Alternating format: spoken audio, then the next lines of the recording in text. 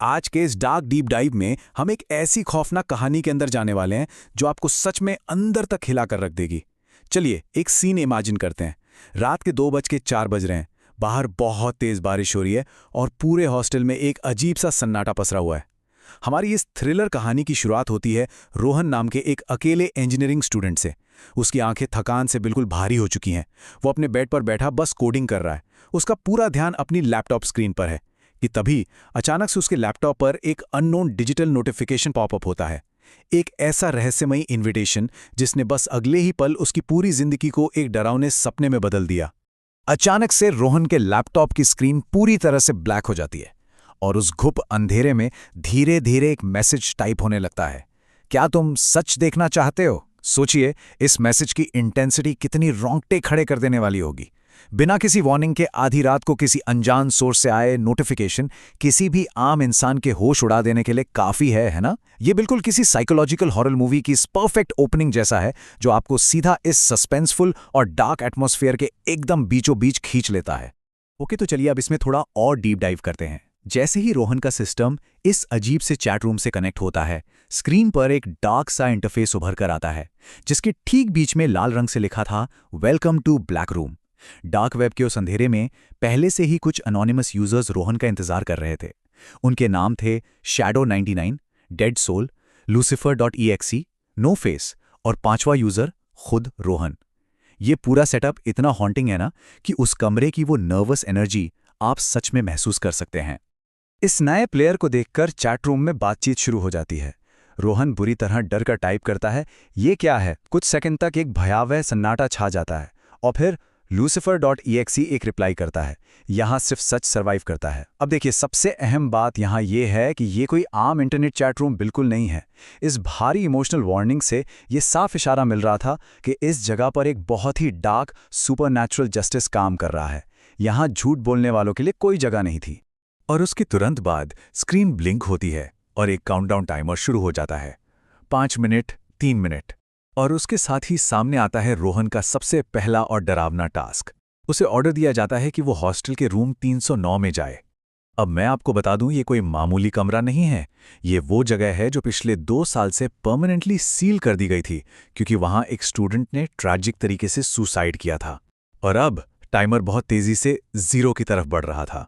रोहन के सामने है वो मनहूस कमरा 309। जरा उस माहौल की कल्पना कीजिए आप लोग। हॉस्टल का वो डार्क, लंबा और सुनसान कॉरिडोर जहां सिर्फ और सिर्फ रोहन के धड़कते दिल और कदमों की आवाज गूंज रही है। वो हिम्मत करके उस आधे खुले दरवाजे को पूरा खोलता है। अंदर खूब अंधेरा है और ठीक बीच में एक अकेली कुर्सी रखी है और उस कुर्सी पर एक ग्लो करता हुआ मोबाइल फोन बस उसी का इंतजार कर रहा है।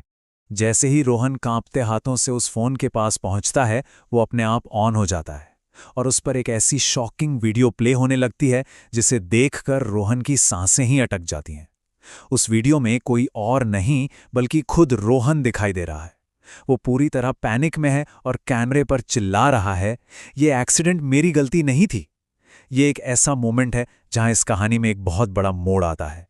ये वीडियो उसके खुद के एक ऐसे दबे हुए राज का था जिसे वो हमेशा के लिए दुनिया की नजरों से दफना देना चाहता था। चलिए थोड़ा पीछे चलते हैं। 3 साल पहले रोहन की गर्लफ्रेंड अनाया की मौत हुई थी।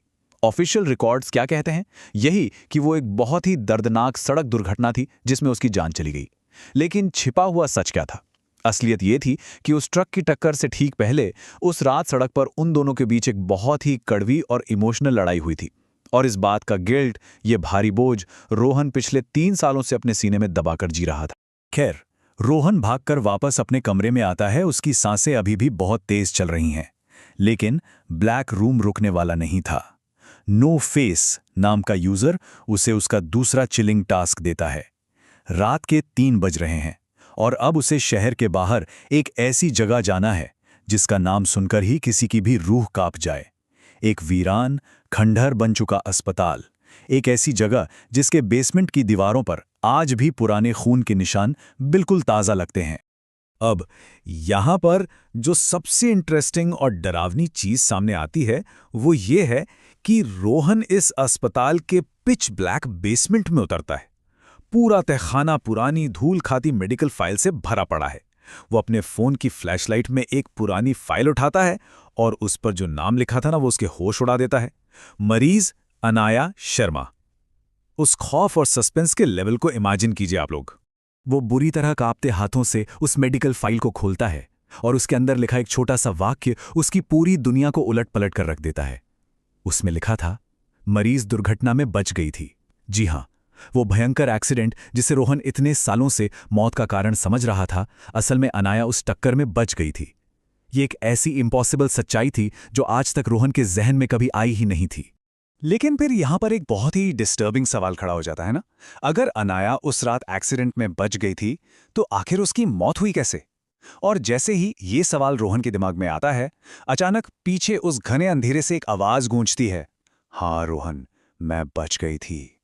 वो धीरे से पीछे मुड़ता है और उस अंधेरे के बीच परछाइयों से निकलकर अनाया की आत्मा उसके ठीक सामने खड़ी होती है। उसका आधा चेहरा उस दुर्घटना की वजह से बुरी तरह जल चुका था। और यहीं पर इस कहानी का सबसे बड़ा और सबसे डार्क ट्विस्ट सामने आता है। रोहन का उस रात लिया गया एक कायरता से भरा फैसला, असल में उसने क्या किया था? वो पुलिस केस और इन्वेस्टिगेशन के डर से इतना ज्यादा घबरा गया था कि उसने अनाया को उस सड़क पर उसी बेहोशी और दर्द की हालत में लावारिस छोड़ दिया और वहां से भाग निकला।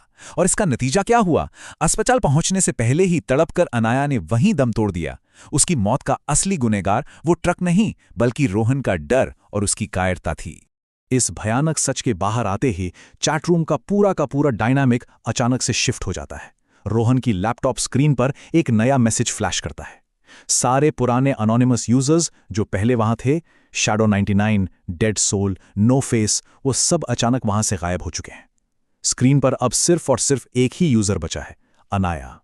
उसकी डिजिटल घोस्ट अब इस ब्लैक रूम की इकलौती कंट्रोलर बन चुकी थी। अनाया का असल मकसद ही उन लोगों को सजा देना था जो अपने गुनाहों से भागते फिरते हैं। और अब आता है द फाइनल टास्क। रोहन के पास अब बचने का कोई भी रास्ता नहीं था। ब्लैक रूम की आखिरी मांग बिल्कुल साफ थी। उसे एक पब्लिक लाइव स्ट्रीम शुरू करनी थी, पूरी दुनिया के सामने रोते हुए अपना गुनाह कबूल करना था और अपने इस भयानक काम की सजा को एक्सेप्ट करना था। एक अल्टीमेट पेनेंस, पूरे इंटरनेट के सामने। रोहन टूट चुका था। वो रोते हुए अपने कांपते हाथों से वेबकैम ऑन करता है और पूरी दुनिया को उस खौफनाक रात की पूरी सच्चाई बता देता है। वो सिसकते हुए मानता है कि वो उसकी जान बचा सकता था, लेकिन वो डर कर भाग गया। इस सच के कबूल होते ही अनाया की आत्मा एक आखिरी बार उसके सामने आती है। इस बार उसके चेहरे पर गुस्सा या खौफ नहीं था, बस एक बहुत गहरा दर्द था। वो धीरे से कहती है, काश तुम उस रात रुक जाते। और एक बहुत ही इमोशनल और ट्रैजिक गुड बाय के साथ रोहन की माफ़ी के बाद वो आत्मा वहां से हमेशा के लिए गायब हो जाती है। हम कुछ महीने आगे चलते हैं। सच सामने आने के बाद जाहिर है केस दोबारा खुलता है और पुलिस रोहन को अरेस्ट कर लेती है। अब वो एक अंधेरी जेल की कोठरी में बंद है। इस वायरल कन्फेशन के बाद पूरा इंटरनेट शॉक में था और रोहन फाइनली अपनी कायरता की सजा काट रहा है। देखने में सब कुछ ऐसा लगता है जैसे जस्टिस मिल गया और कहानी खत्म हो गई। लेकिन क्या वाकई ऐसा था? जेल की उस तन्हा कोठरी में हर रात रोहन की कंप्यूटर स्क्रीन पर एक मैसेज फ्लैश करता है। एक ऐसा मैसेज जो ये साबित करता है कि उसकी ये डिजिटल हॉन्टिंग कभी खत्म ही नहीं हुई। Black room never closes. ये खौफनाक वार्निंग ये बताने के लिए काफी है कि इस सुपरनैचुरल जस्टिस सिस्टम से कोई भी बचकर नहीं जा सकता, फिर चाहे वो इंसान किसी फिजिकल जेल की दीवारों के पीछे ही क्यों ना छुपा हो। और एकदम अंत में स्क्रीन पर चमकता हुआ ये आखिरी मैसेज आता है, यू जॉइंड सक्सेसफुली। ये मोमेंट आपको एक बहुत ही डरावने एहसास के साथ छोड़ जाता है। ब्लैक रूम कभी बंद नहीं होता, वो हमेशा अपने अगले गुनहगार का इंतजार कर रहा है। तो इस पूरी कहानी को जानने के बाद एक सवाल तो दिमाग में जरूर आता है, क्या हमारे इंटरनेट की इन अनजान गहराइयों में सच में कोई ऐसी डार्क जगह हो सकती है जो हमारे छिपे हुए सच का हिसाब मांगती हो?